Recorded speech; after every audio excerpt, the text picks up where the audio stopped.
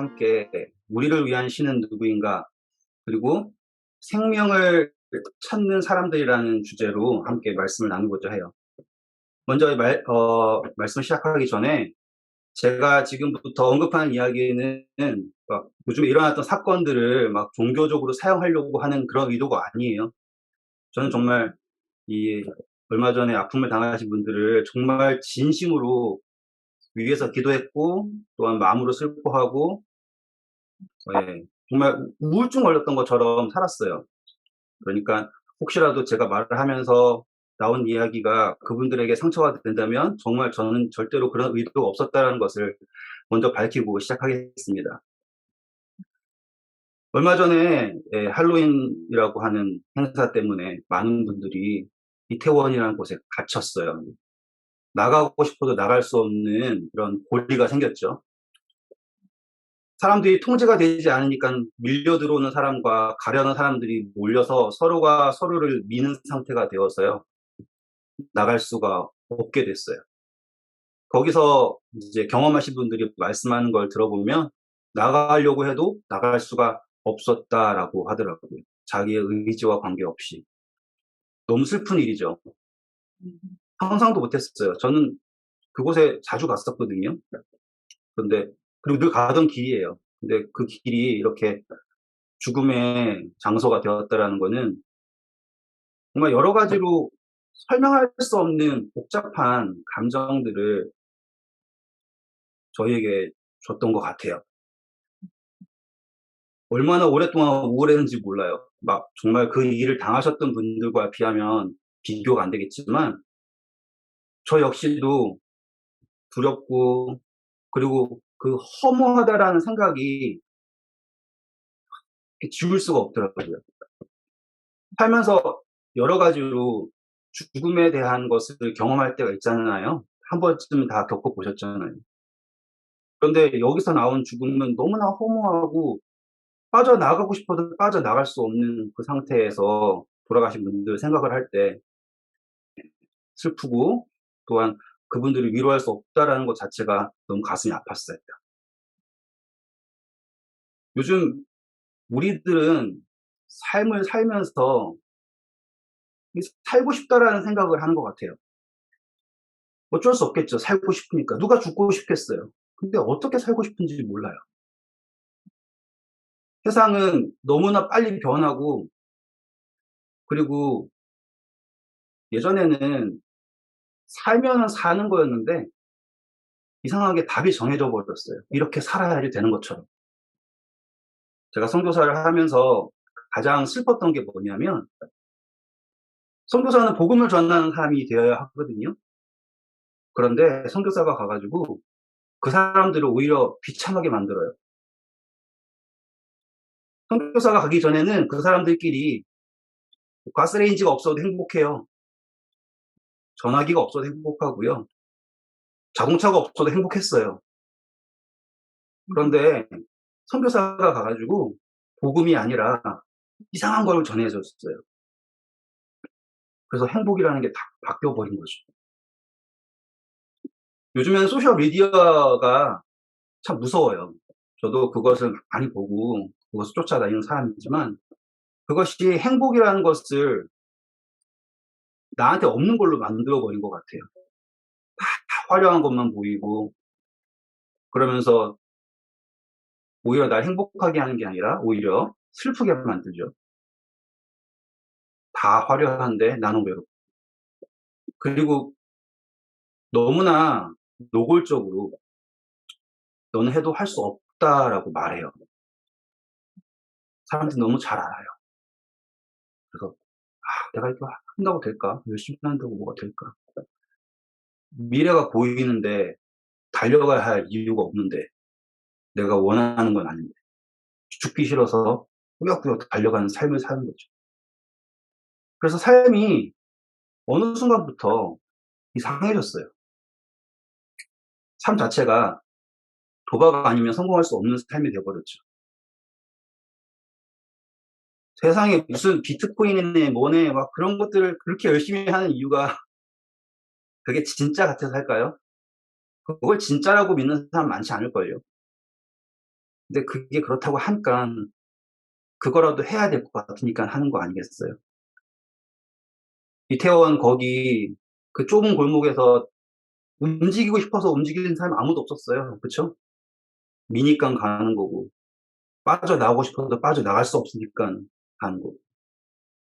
그리고 그 내리막, 거기가 그분들이 어쩌면 목적지였어요. 거기서 조금만 더 가면 내리막을 내려가고 있다는 것 자체가 전철역으로 가려고 하는 거잖아요. 이제 다 왔다라고 한 분들이라고요. 너무 슬픈 거죠. 그 힘든 걸 다 겪어내시고 거기까지 왔는데, 이제 도착했는데. 세상은 성공이라는 불빛으로 우리를 막 유혹을 해요. 그리고 그것이 막 우리가 생각하는 것처럼 아름답고 모든 것을 다. 근데 저는 이 모습을 보고 있으면 성경에서 이스라엘 백성들이 정말 피로 지어 올린 이 이집트의 모습을 봐요. 피라미드를 짓고 뭐 람세스를 하고 뭐 기둥을 올리고 그 모든 게 그분들이 하고 싶어서 했을까요? 피라미드 위에서 막 올라가서 산책도 하고 막 누렸을까요? 아니잖아요. 피라미드 그거 해봤자 무덤이잖아요. 자기 무덤도 아니고 남의 무덤 지으려고 자기가 죽어가는 그런 말도 안 되는. 근데 거기서 왜 이렇게 열심히 살았을까요? 왜 도망치지 못했을까요? 똑같아요. 도망칠 수가 없어요. 나가고 싶지만 나갈 수가 없는 죽음의 고리에 들어가 버린 거죠. 슬퍼도 슬퍼할 수 없고 떠밀려서 살고 있는데 책임은 다 내가 져야 되는 삶이잖아요. 성경은 이스라엘의 삶을 참 슬프게 묘사를 합니다. 그들은 끝도 없는 폭력과 강요와 시달림 속에서 살아야만 했어요. 그들이 어떻게 여기에 왔는지도 모르고요. 그들에게 하나님께서 어떠한 뜻이 있는지도 모르고요. 몰라요. 그냥 사는 거예요. 그냥 살고 살다 보니까 살아요. 그리고 깨닫는 건, 배워가는 거는 어떻게 하면은 덜 맞는가? 어떻게 하면은, 제가 그렇게 살고 있어서 그런지 참 슬퍼요. 저는 그렇게 안 살려고 노력을 하는데 여기에서 공부를 하면서 느끼는 것 같아요. 그냥 '아 여기만 그냥 지나가면 좋겠다.' 왜냐하면 노예로 태어나서 꿈을 꿀 수 있을까요? 노예로 태어나 가지고 '아 나의 내 삶이 이렇게 아름답다고 할 수 있을까요?' 노예로 태어나서 '나에게 희망이 있다.' 할 수 있을까요? 희망이 없는데 살아가는 삶, 그게 노예의 삶이잖아요. 만약 오늘 우리가 "아 나 자지 멀쩡하고 자유롭고 뭐든지 할 수 있어."라고 얘기하지만 내 마음속에 스스로 "희망이 없다."라고 말한다면 우리는 노예예요. 히브리서는 우리가 죽기가 무서워서 한평생 종노릇 한다고 얘기하잖아요. 그냥 두려워서 사는 거지 살고 싶어 살지 못하는 외로운 삶을 살고 있는 거죠. 모세 아시죠? 출애굽기 2장 2 절은 여자가 임신하여 아들을 낳으니 그가 잘생긴 것을 보고 석 달 동안 그를 숨겼으나. 모세는 잘생겼어요. 그래도 노예예요. 아시죠? 그때 다 파로가 죽이라 그랬어요. 근데 어머니가 용기를 내서 살렸지만 그는 버려질 수밖에 없었어요. 근데 하나님께서 정말로 놀라운 기적으로 모세를 살리십니다. 그 아기가 자라매 바로의 딸에게 데려가니 그가 그 아들이 되니라. 그가 그의 이름을 모세라 하여 이르되 이는 내가 그를 물에서 건져내었음이라 하였더라. 그렇게 그는 애굽의 왕자가 돼요. 보시면 모세는 다르죠. 더 이상 이제 노예가 아닌 그는 왕자예요. 그는 어쩌면 스스로 자기를 구원자라고 생각했을지 몰라요. 왜냐하면 우리가 히브리서 11장을 공부하시면 모세가 이 바로의 아들이라 칭함을 거부하고 하나님의 나라를 받았다라는 것을 분명하게 기록하고 있어요.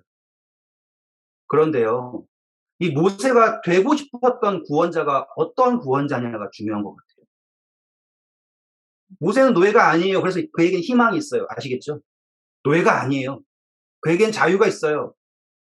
또한 그에게는 그가 하고자 하는 것을 할 수 있는 능력이 있다라고 그는 생각을 했어요. 그는 사람들에게 인정을 받고, 그리고 사람들이 원하는 방법으로 충분히 그가 구원자가 될 수 있다고 믿었죠. 그런데 우리는 모세의 삶을 잘 아시잖아요. 정말 그는 그가 바라는 모든 것을 다하여서 그의 백성을 위하여서 헌신했다고 생각하지만 결국 그는 버림받는 사람이 됩니다. 아무도 그를 인정해 주지 않았어요. 희망 찾는데 그 희망이 처참하게 짓밟히는 실패자가 되고 맙니다. 그런데 그거 아세요? 사람에게 인정을 받고 사람의 방법으로 성공하려고 했을 때 한 번 겪은 실패는 영원한 실패가 되고 말아요. 어쩔 수가 없어요. 그가 겪은 실패는 그를 광야로 내몰고 다시는 애국으로 돌아갈 수 없는 그의 백성으로부터 버림받은 실패자가 되고 말았습니다.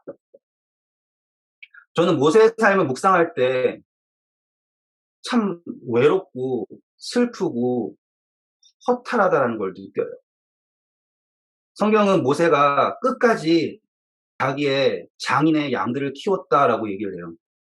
그 오랜 기간 동안. 모세의 삶을 우리는 120년이라고 하는데 40년 동안은 애굽에서 있었고요. 40년 동안은 목자로서 일합니다. 40년 동안 그는 자기의 양을 가질 생각을 한 적이 없어요. 왜일까요? 왕자였던 그가 양 몇 마리를 더 키우려고 애쓴다는 것 자체는 의미 없는 거예요. 양이 100마리가 되든 1000마리가 되든 왕자였던 그에게는 내가 이제 양을 더 많이 키워가지고 새로운 왕국을 이루어 보겠다라고 하는 생각 자체가 될 수가 없죠. 그는 살지만 왜 사는지 모르는 삶을 살게 된 거예요. 그리고 그가 살았던 이 광야의 삶은 버려진 삶입니다. 왜 버려진 삶이냐면요. 양떼를 데리고 이 길을 걸어가서 한번 풀잖아요. 그럼 그 땅에는 더 이상 있을 수가 없어요. 어쩌면 우리가 살고 있는 삶도 똑같지 않을까요? 이제 겨우 한번 살았습니다라고 하면 거기선 더 이상 못 살아요. 다 뜯어먹은 풀밭에는 돌아갈 수도 없어요. 계속해서 살아야지 돼요. 내일을 뛰어야 하고요. 어디로 가야 할지 모르고요. 그리고 모세의 삶은 외로운 삶인데요. 양들은 매매 하며 부르지만 그 누구도 모세를 불러주지 않아요. 저는 이 장면이 제일 슬픈 것 같아요. 아무도 불러주지 않는 삶, 버려진 삶. 이 사람들에게 불려지길 원해서 막 이것도 하고 저것도 하잖아요. 그쵸? 그 인터넷에 소셜 미디어에 좋아요 한번 받아보겠다고 어떤 사람들은 불구덩이에도 뛰어들고 비행기에서도 뛰어내리고 막 난리를 치잖아요. 그게 뭐라고요? 사람들한테 자기의 이름 불려지길 원해서. 근데 그 광야에서 아무도 모세를 불러주지 않는 그 광야에서 하나님께서 그를 부르십니다. 집사님 읽어주세요. 여호와께서 그가 돌이켜 오는 것을 보신지라 하나님이 떨기나무 가운데서 그를 불러 이르시되 모세야 모세야 하시매 그가 이르되 내가 여기 있나이다. 네. 하나님이 모세를 부르십니다. 모세야, 모세야. 이 장면은 하나님께서 아담을 부르시는 장면과 같은 장면이에요. 그렇죠? 아담아, 아담아, 내가 어디 있느냐. 모세야, 모세야 하시면 그가 이르 내가 여기 있나이다. 하나님께서 직접 모세를 찾아오셨습니다. 어디로 오셨냐면 그 광야로 오셨어요. 그리고 모세야, 모세야라고 부르시죠. 여러분, 모세가 어떤 의미인지 아시죠? 물에서 건져내었다. 모세야, 모세야 하시면. 그러면 이 의미가 저에게는 다르게 다가와요. 내가 너를 건져내었다. 모세야, 모세야. 하나님께서 이르시되 이리로 가까이 오지 말라. 아니, 하나님께서는 왜 모세를 부르시고서는 오지 말라고 하셨을까? 그런데 하나님께서는요, 모세의 마지막 남은 그 자존심마저 버리라고 말씀하시는 거예요. 그 전에 모세는 바로의 아들이었을 때요, 자기가 가진 모든 것을 가지고 그 명예와 능력과 그 찬란한 모든 것을 가지고 하나님께 나아가길 원했는데, 하나님께서는 그 애굽의 궁전에서 모세를 만나지 않으시고요, 모세에게 내가 선 곳은 거룩한 땅이니 내 발에서 신을 벗으라. 모세는 그 불타는 떨기나무 속에 계시는 하나님을 정말 기다렸을 거예요. 왜냐하면 얼마나 많이 불렀겠어요. 저 예전에 몇 번 사고 당할 뻔하고 또 위험할 뻔하고 그러면은 하나님을 얼마나 찾았는지 몰라요. 그냥 막 주문을 외우듯이 하나님 도와주세요, 하나님 도와주세요 막 그렇게 외치고 소리치고 난리날 쳤다고요. 모세는 안 그랬을까요? 모세도 그랬겠죠. 근데 80년 동안 침묵하셨어요. 80년 동안. 근데 그 마지막에 하나님께서 찾아오시고선 하시는 말이 모세야, 이제 너한테 마지막 남은 그 내 신을 벗어라 라고 말씀하시는 거 볼 때 하나님께서 찾아오지 않으셨던 게 아니라는 걸 볼 수 있는 거예요. 읽어주시겠습니까? 여호와께서 이르시되 내가 애굽에 있는 내 백성의 고통을 분명히 보고 그들의 감독자로 말미암아 부르짖음을 듣고 그 근심을 알고. 네. 하나님께서는 내가 모든 것을 보고 듣고 알고 있다라고 말씀하셨어요. 그럼 모세는 이랬겠죠. 나는요. 나는 못 알아줘요. 그렇겠죠. 내가 80년 동안 불렀는데 왜 나는요? 저도 똑같은 기도를 한 적이 있어요. 하나님. 왜 안 들어주세요? 왜 난 이렇게 있어요? 왜 내가 이렇게 해야 해요? 막. 근데 하나님께서는요, 모세를 정말로 사랑하신 거예요. 정말로 사랑하시고요. 그리고 모세를 어디에 두십니까? 그분의 가장 가까운 곳에 부르십니다. 그리고 그에게 요구하신 건 단 하나였어요. 아시죠? 모세야, 가서 양 100마리를 잡고 네가 가진 모든 것을 다 버리고서 날 쫓아라가 아니었다고요. 아시겠어요? 뭐 제사를 1000번 드려야도 아니고요. 뭐 하라고 했어요? 신을 벗으라고요. 하나님이 이르시되 이리로 가까이 오지 말라. 내가 선 곳은 거룩한 땅이니 내 발에 신을 벗으라. 모세는 이해할 수 없었을 겁니다. 이 땅이 왜 거룩한지. 가시덤불이 있는 곳은 양들도 가지 않아요. 떨기나무는 가시나무거든요. 그곳은 메마른 땅이고요. 그곳은 가치 없는 땅이고요. 그곳은 갈 필요가 없는 곳이에요. 그런데 하나님께서는 이곳이 거룩하다 하십니다. 왜일까요? 그리고 하나님께서는 다른 것 요구하지 않으시고 뭐 하라고 하십니까? 신을 벗으라 하십니다. 신명기 25장 10절은 다음과 같이 말합니다. 이스라엘 중에 그의 이름을 신 벗기운 자의 집이라 칭할 것이다. 신발을 벗는다라는 것은 책임을 져버렸다라는 뜻입니다. 그래서 룻기에도 나오고요. 여러 장면에서 신발을 벗는다라는 것을 이러한 목적으로 표현을 하죠.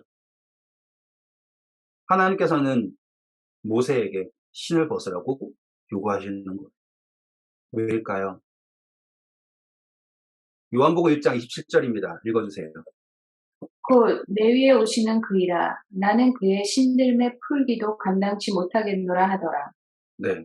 십내 요한이 말하죠. 예수님께서 오신다면 나는 그분의 신발에 있는 이 끈을 풀어주는 것조차도 감당할 수 없다. 이 모든 것은 온전히 누구를 통하여서 예수 그리스도를 통하여서 이루어질 것이다라고 고백하는 거예요. 하나님께서는 모세에게 말씀하시는 거예요. 신발을 벗어라. 그래야지 그것만이 너가 나에게 너가 서 있는 그 땅이 무슨 땅이 되는 거예요? 죽음의 땅이 아니라 버려진 땅이 아니라 거룩한 땅이 된다고 말씀하시는 거예요. 우리는 살고 싶어요. 그래서 살고 싶어서 내가 해야 할 거를 더 열심히 해야 된다고 생각을 해요. 그게 나를 살게 한다고 생각을 하니까. 모세는 40년 동안 광야에서 헤매었습니다. 그래서 거기에서 뭘 찾고 싶었어요? 그나마 자기의 생명을 죽지 않게 해주길 바라며 헤매고 살았어요. 그런데 하나님의 거룩한 땅은 멀리 있지 않았네요. 가까이 있었네요. 오늘 우리의 삶에도요, 하나님의 거룩한 임재는 멀리 있지 않습니다. 가까이 있습니다. 우리가 우리의 이 신을 벗고 우리의 이름을 부르시는 하나님에게 나아갈 때 거기에 바로 거룩함이 있다라는 것을 기억하시기 바랍니다. 불타는 떨기나무에서 하나님께서 이곳은 거룩한 땅이다. 이미 우리는 그분의 앞에 서 있는 거예요. 왜냐하면 우리가 그분의 음성을 뭐하고 있습니까? 듣고 있기 때문입니다. 그리고 모세는 변합니다. 요즘 우리는 삶에 희망이 없다. 내가 뭘 하고 살아야 될까? 나는 무엇을 위해 있는가? 여러 가지 생각을 속에서 헤매잖아요.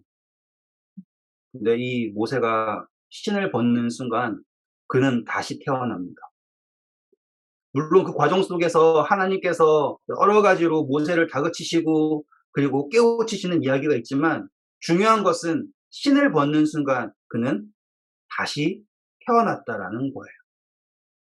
그전에는 인간의 방법과 그리고 사람의 인정 속에서 그의 꿈을 이루려 했지만 이제는 하나님의 방법과 하나님께서 기름 부으셨다라는 것을 믿고 그의 삶이 세워지는 장면을 보게 되는 거예요. 그런데 여러분 그거 아세요?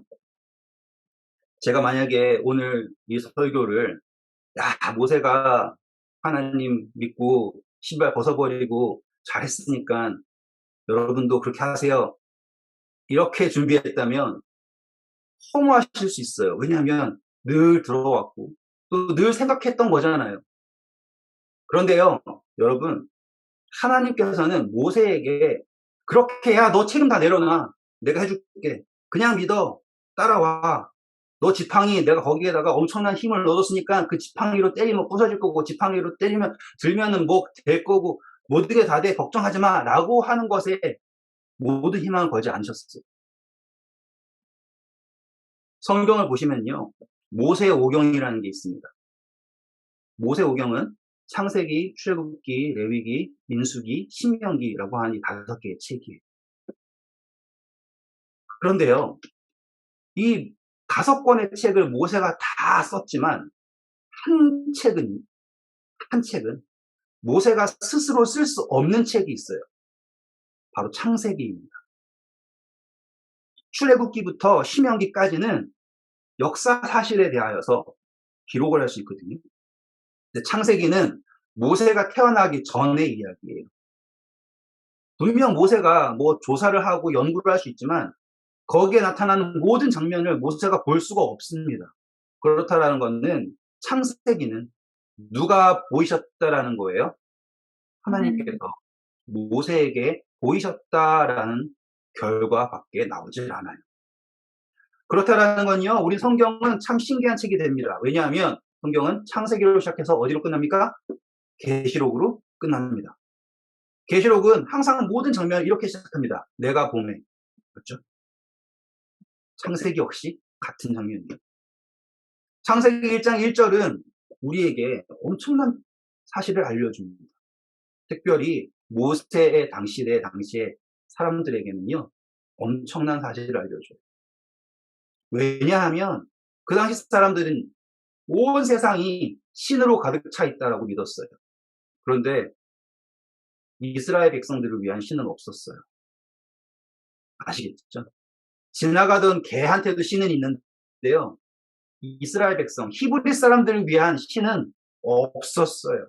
있었어도 어디에 있는지도 모르고 응답도 하지 않는 그런 신이었어요. 그래서 모세가 바로에게 가서 히브리 사람들의 신이라고 하는 단어를 했을 때 바로가 뭐라고 얘기합니까? 나는 그 신을 알지 못한다 라고 얘기하잖아요.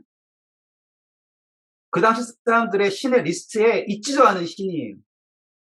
그런데 하나님께서는 모세에게 자기 자신을 나는 여호와라고 소개하시면서 그냥 그 속에서 멈추시는 것이 아니라 창세기를 보이십니다. 저는 이 장면이 모세를 변화시킨 가장 중요한 핵심이라고 생각을 해요. 마법 지팡이를 가져서가 아니라 하나님께서 보이신 창세기를 하나님과 함께 보았기 때문에 그가 변했다라고 생각을 하는 거예요. 그는 이 수많은 신들 중에서 하나님을 찾은 게 아니에요. 여호와 하나님, 유일한 하나님을 만나게 된 겁니다. 창세기 1장 1절이죠. 태초에 하나님이 천지를 창조하십니다. 이 첫 마디를 쓰기 위해서 어쩌면 모세는 몇 날 며칠을 잠을 설쳤을지 몰라요. 혹은 그냥 썼을 수도 있겠죠. 너무나 아름답고 너무나 기쁜 소식이기 때문에 그냥 일필휘지로 썼을지도 몰라요. 하지만 제가 묵상하고 제가 느끼는 모세는 이 태초에 하나님이 천지를 창조하셨다라는 그 자체가 너무 가슴에 벅차고 너무 눈물이 나고 너무 감사해서 몇 날 며칠을 밤샜을 것 같아요. 왜냐하면 그는 80년 동안 얼마나 하나님을 부르고 얼마나 하나님을 찾고 나를 위한 하나님은 어디 있는가라고 불렀을 거 아니에요. 근데 그가 처음에 하나님이 이 모든 것을 창조하셨다라는 것을 눈으로 보았을 때 그의 가슴은 터질 것만 같았을 거예요. 그를 억눌렀던 모든 것이 씻어지는 그 장면이 바로 이 장면이에요. 태초에 하나님이 천지를 창조하신다. 오늘 우리의 삶 속에 어려움이 있다면요, 희망이 없다라면요, 괜찮아요. 왜냐하면 우리에게는 누가 계시니까요? 창조주가 계시니까요. 더 이상 우리의 삶 속에 새로운 일이 있을 수 없다라는 거 우리 너무 잘 알잖아요. 그렇죠? 새로운 일이 있을 수 없어요. 이사야서는 얘기하죠. 내가 새 일을 행하겠다. 창조주예요. 2절은 다음과 같이 시작합니다. 땅은 혼돈하고 공허하며 흑암이 깊음 위에 있고 하나님의 영은 수면 위를 운행하시니라. 모세는 이 장면을 보고 있어요. 이거는 저의 묵상의 범위이기 때문에 이해해 주셔야 됩니다. 하나님께서 글자를 주셔가지고 모세가 그 글자를 썼을 수도 있고요. 요한계시록처럼 하나님께서 모세에게 보이셔서 그 모세가 본 것을 쓸 수도 있습니다. 근데 저는 하나님께서 보이셨다라는 것을 가지고 이 이야기를 진행하고 있어요. 그러니 이 묵상에 관하여서 여러분들께서 넓은 마음으로 이해해 주시길 바라요. 모세는 이 장면을 보고 있어요. 땅이 어떻다고요? 혼돈하고요. 공허하고요. 깜깜해요. 보이는 게 없어요. 이런 느낌 받으신 적 있죠? 이게 잠잘 때 되면 이상하게 걱정이 막 밀려오잖아요. 막 밀려오고 대체 뭐가 어떻게 될지 모르겠고. 그런데요, 이 성경은 뭘 얘기하냐면 땅은 혼돈하는데 누구는 어디서 뭐 하고 있어요? 하나님의 네. 성령이 그걸 가만히 두고서는 이 세상에 뱅뱅 돌고 있네요. 모세가 봤을 때는 이해가 안 가는 거죠. 그런데 여러분, 이 성경은 참 깊이가 있는 책이에요. 왜냐하면 모세가 이 글을 썼을 때 하나님의 영이 수면 위를 이렇게 막 돌아다니고 있었다라고 하는 단어를 쓰지 않고요. 아주 희귀한 단어를 씁니다. 그게 중요해요. 이게 무슨 단어일까요? 바로 라하프라는 단어예요. 이 단어는 성경에서 몇 번 쓰여지질 않아요. 그런 단어들을 썼다라는 것 자체가 모세가 의도한 게 있다라는 거예요. 그게 뭔지 아세요? 독수리가 새끼를 위하여서 날고 있는 장면 있죠. 거기에만 쓰입니다. 읽어주실까요? 마치 독수리가 자기의 보금자리를 어지럽게 하며 자기의 새끼 위에 너풀거리며 그의 날개를 펴서 새끼를 받으며 그의 날개 위에 그것을 엎는 것 같이 여호와께서 홀로 그를 인도하셨고 그와 함께한 다른 신이 없었도다. 아멘. 모세가 바라본 성령님께서 수면 위를 운행하시는 것은 마치 어미 독수리가 자기 새끼를 위하여서 기다리고 있는 그 장면이었던 거예요. 그러니 방관하고 있는 것이 아니라 하나님께서 내가 보고 듣고 알고라고 하신 것처럼 모든 것을 보고 계시지만 아이를 위하여서 기다리고 계시는 그 성령님의 모습을 모세가 본 거예요. 태초에 하나님 천지창조하셨습니다. 아멘. 근데 거기에 더 아멘이 뭐냐면 거기에 함께하고 계시는 성령님이라고. 우리의 삶이 암울하죠. 맞아요. 뻔해요. 이제 나이 드신 만큼 드셨고 어디 가서 뭐 할 수 있는지 뻔하잖아요. 하지만 하나님께서는 여러분들을 버리지 않으셨어요. 그리고 거기에 창조를 시작하십니다. 하나님이 이르시되 빛이 있으라 하시니 빛이 있어. 여러분, 저는 오늘 이 성경절로 끝낼 거예요. 빛이 있으라 하시면 빛이 있어. 이야, 모세가 바라봤을 때 이 장면은 뭐 그냥 감당할 수 없는 감동이에요. 우리의 삶에 필요한 것은 뭐밖에 없는 줄 아세요? 하나님께서 빛이 있으라. 그리고 하나님께서는 분명하게 구분하십니다. 여러분 그거 아세요?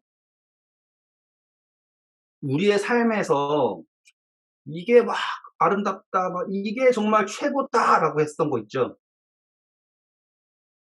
거기에 빛이 있었을까? 없었어요. 그건 혼돈이었어요, 혼돈. 그냥 우리가 착각하고 있었던 것 뿐이죠. 근데 모세는요, 이 장면에서 아주 이상한 걸 목격하게 되는 거예요. 그게 뭔지 아세요? 분명히 세상은 어떤데? 혼돈하고 흑암이고 막 이러고 있는데 하나님이 빛이 있으라고 하시면 빛이 있어야 돼. 빛이 있는데 여전히 어떻다고요? 혼돈하다고요. 아니 빛이 있는데 왜 혼돈해요? 빛이 있으면 달라져야죠. 그런데 하나님께서는요. 그 빛을 보시고 뭐라고 하시는 거예요? 좋았더라 하시고요.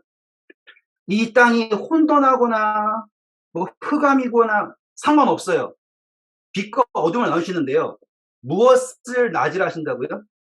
빛을 낮이라 하신다고. 빛을 낮이라고 하신다고. 시간을 낮이라고 하지 않으시고요. 뭐라고 하신다고요? 빛을 낮이라고 부르신다고. 그럼 지금 세상에 있을 때, 제가 이거를 그냥 말로 설명하기에는 상상을 잘 해보세요. 정말 상상을 잘 해보세요. 하나님께서 빛이 있으라 하시면 되죠. 빛을 쌓으면 돼요. 있으면 돼요. 그런데 왜 하루 동안 시간을 가지셨을까요?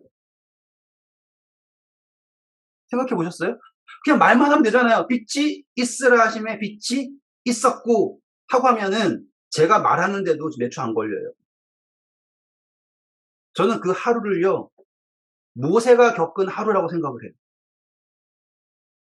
왜 이걸 제가 묵상하냐면, 땅은 혼돈하거든요? 그쵸? 근데 그 땅에다가 뭘 말씀하셨어요? 빛이 있으라 하셨어요. 그리고 모세는 그 빛이, 지금 제 장면 묘사를 했잖아요. 빛이 움직이는 거. 그걸 모세가 바라보면서 누가 빛이라는 걸 배우고 있는 거예요, 지금. 예수 그리스도가 빛이라는 것을 배우고 있는 거예요. 땅은 혼돈해요. 하지만 빛이 있는 곳에는 뭐가 있다고요? 낮이 있다고요. 그러면 땅이 변해야 된다는 게 목적이 아닌 거죠, 지금. 무엇이에요? 빛이라는 거예요, 빛. 모세는 그거를 하루 동안 경험을 하고 있어요. 빛이라는 것은. 그리고 하나님께서 명하시죠. 빛과 어둠을 나누셨다. 그리고 하나님은 뭐라고 하십니까? 빛이 누가 보시기에? 하나님이 보시기에 좋았더라. 이게 얼마나 아름다운 모습인지 생각해 보세요. 모세가 뭘 보고 있냐면 하나님이 좋아하시는 걸 보고 계시다는 거예요. 상상을 해보세요. 그러니까 제가 말로 표현할 수 없지만 여러분의 머릿속에서 한번 그려보세요. 하나님이 좋아하시는 모습. 빛이 있으라 하심에 라고 했죠. 빛이 있게 되었대요. 그게 좋으신 거라고요. 아시겠습니까? 우리의 마음이요, 혼돈해요. 엉망진창이에요. 시궁창이에요. 그런데 하나님께서 빛이 있으라 하셨는데 우리가 그것을 믿은 거예요. 우리가 그걸 믿고요, 이 시궁창 속에서 빛이 나타난 거예요. 그 나타나는 그 장면이 하나님이 너무 좋으신 거예요. 우리의 삶에 하나님께서 가장 기뻐하시는 순간이 그 순간일 거라고요. 저는 예수님 모르다가 아무것도 모르고 그냥 엉망진창으로 혼란 속에서 살다가 하나님께서 빛이 있으라라고 하신 그 간절한 목소리에 반응을 해서 우리의 마음속에 그 빛이 탁, 그게 큰 빛도 아니어서 상관없어요. 그냥 작은 빛이라도 탁 그 불이 들어오는 순간 누가 기뻐하신다고요? 하나님께서 기뻐하신다고요. 그리고 그 기쁨을 하나님은 그냥 아시죠? 너무나 행복한 거 있으면 그 순간을 바라보고 싶죠. 그 바라보시면서 하루 종일 보고 계시는 거예요.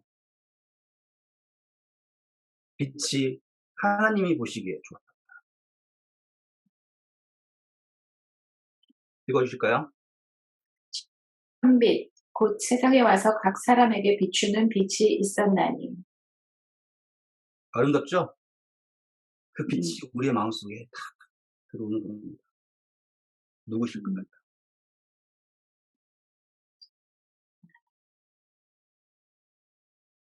내가 세상에 있는 동안에는 세상의 빛이로다.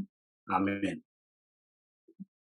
오늘 우리는 맞습니다. 희망이 없고 어둡고 혼란하고 괴롭고 두렵고 붙일 수 있는 모든 이야기 속에 살고 있어요. 맞아요. 내 뜻대로 살 수 있는 삶이 아니에요. 그냥 누가 밀치면 어쩔 수 없이 끌려가고 다 닫아놨다 싶으면 죽음밖에 기다리지 않는 슬픈 삶이에요. 맞아요. 그런데 하나님의 영은 우리를 버리지 않으셨어요. 우리를 부르십니다. 모세야, 모세야 하신 것처럼 여기 계신 한 분 한 분을 부르십니다. 그분의 목소리는 살아있어요. 그리고 그분의 음성은 그저 우리를 불러놓고 그분이 하기 싫은 일 시키려고 부르신 게 아니에요. 뭘 알게 하시는 거예요? 내가 서 있는 그곳이 이미 거룩한 땅이라는 걸 알려주고 싶으신 거예요. 어디에서 뭘 해서 거룩한 게 아니라 너가 있는 이미 그곳이 거룩한 땅이고 내가 너와 함께 있고 단지 너의 그 신발을 벗고 나에게 다가오래. 너 있는 그대로 나에게.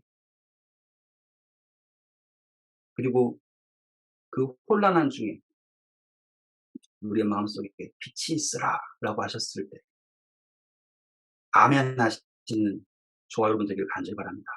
감사합니다.